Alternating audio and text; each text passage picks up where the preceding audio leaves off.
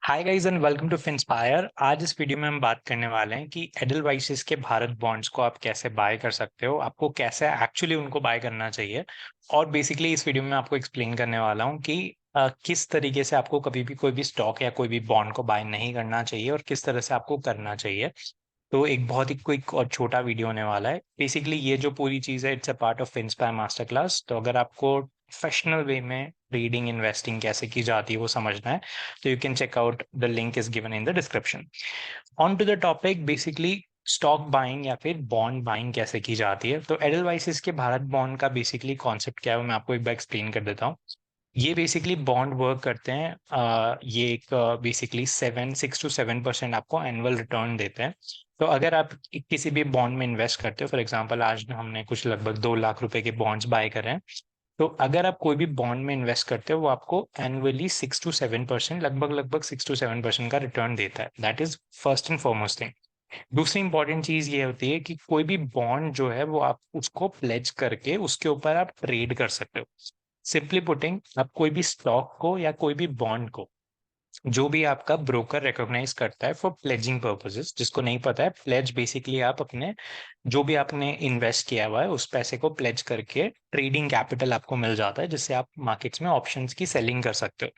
तो जो भी आप जिस भी स्टॉक या जिस भी बॉन्ड में आप इन्वेस्ट करते हो उनको आप प्लेज करके फिर फाइनेंशियल मार्केट्स में ऑप्शन सेलिंग कर सकते हो, विच इज बेसिकली एक फ्री का मार्जिन मिल जाता है आपको। 6-7% का रिटर्न एनुअली मिलता है। उसके ऊपर ऑन टॉप ऑफ इट आपको जो भी प्रॉफिट होता है ऑप्शन सेलिंग में वो भी आपका टॉप ऑफ द प्रॉफिट होता है। तो इवेंचुअली आप मार्केट में जनरली 15, 20, 25% तक का रिटर्न इजीली अर्न कर सकते हो through both the things, like investing भी होता है और फिर उसके बाद आप ऑप्शन सेलिंग भी कर सकते हो। यहाँ पे इंपॉर्टेंट चीज ये है कि उसको बाय कैसे किया जाता है। तो सबसे पहले फॉरमोस्ट इंपॉर्टेंट थिंग कि एडलवाइसिस के भारत बॉन्ड्स को आप सर्च कर सकते हो। ई एडलवाइसिस, ई के बाद डबल बी भारत बॉन्ड्स, बीबी के बाद ईटीएफ जो कि एक्सचेंज ट्रेडेड फंड है। उसके बाद ये सारे एक्सपायरीज के हिसाब से लिस्टेड है। तो यहाँ पे अगर आप चेकआउट करो तो ये 2025 में मेच्योर होने वाला है, ये 2030 में मेच्योर होने वाला है, ये 2031 में और 33 में मेच्योर होने वाला है। इनमें से आप जो भी मेच्योरिटी डेट सेलेक्ट करना चाहो आप सेलेक्ट कर सकते हो। सीधे आपको बाय पे क्लिक करना है। पर यहाँ पे आपको बाय का जो ऑर्डर है उसको कभी भी मार्केट ऑर्डर पे प्लेस नहीं करना है। ये चीज दोनों चीजों में एप्लीकेबल है, चाहे आप स्टॉक बाय कर रहे हो चाहे आप बॉन्ड बाय कर रहे हो। हमेशा आपको एक चीज चेक करनी है, विच इज बेसिकली करंटली सबसे हाईएस्ट क्वांटिटीज कहाँ पे ट्रेड हो रही है, कहाँ पे इस पर्टिकुलर बॉन्ड में एवरेजली सपोर्ट चल रहा है, चाहे वो स्टॉक हो चाहे वो बॉन्ड हो।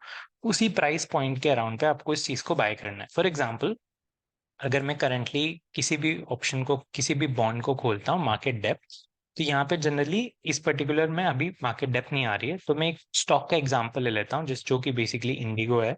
आप यहाँ पे चेकआउट करोगे जब मार्केट लाइव रहेगा तब यहाँ पे मार्केट डेप्थ आती है, which is basically 20 point market depth.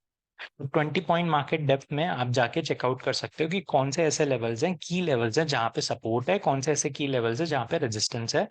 आपको अपने ऑर्डर्स जो है वो लिमिट ऑर्डर पे प्लेस करने हैं, कभी भी एएमओ नहीं लगाना है, which is basically an after market order नहीं लगाना है बॉन्ड्स में। दूसरी इंपॉर्टेंट चीज, कभी भी स्टॉक बाइंग में भी एएमओ नहीं लगाना है, चाहे आप लॉन्ग टर्म इन्वेस्ट करने वाले हो फिर भी नहीं लगाना है, क्योंकि प्राइस किसी भी पॉइंट पे एग्जीक्यूट हो सकता है।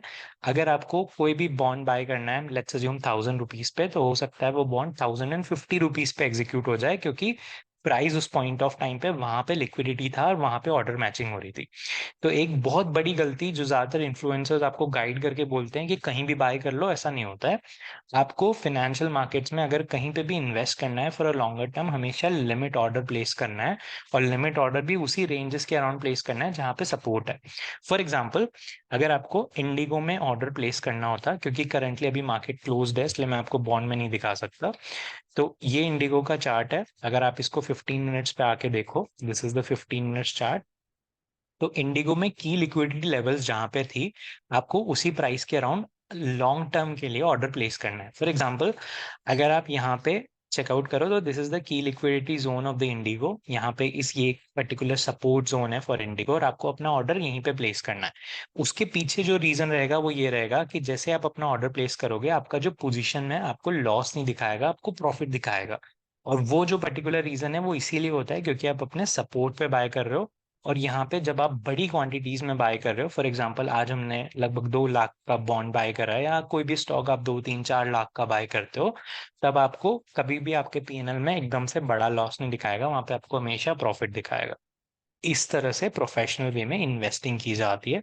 This is one of a concept which is basically part of inspire master class, but आज आई होप मैंने आपको क्लियरली एक्सप्लेन कर दिया है।